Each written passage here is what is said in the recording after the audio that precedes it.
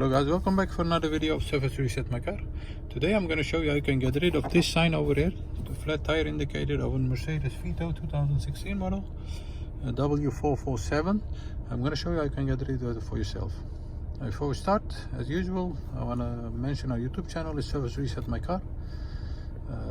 We'd appreciate it if you have a look at our other videos. I have more than 300 other videos on how to reset or how to surface some stuff on different model cars, how to reset the flat tire indicator, change languages, how to reset the oil service.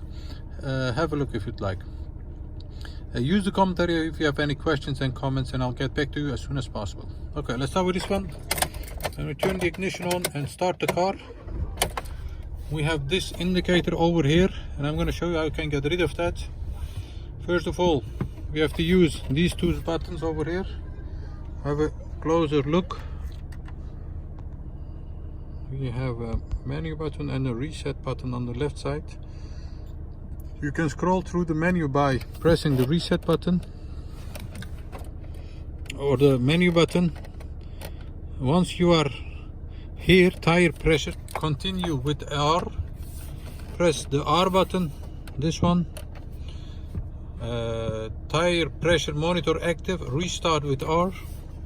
Press it again. Is the tire pressure okay? You have to confirm with the plus button on the right side. Once you have done that, the tire pressure monitor has restarted. Have a look over there. And you have to drive it for about 3 to 5 kilometers to get rid of the indicator on the dashboard.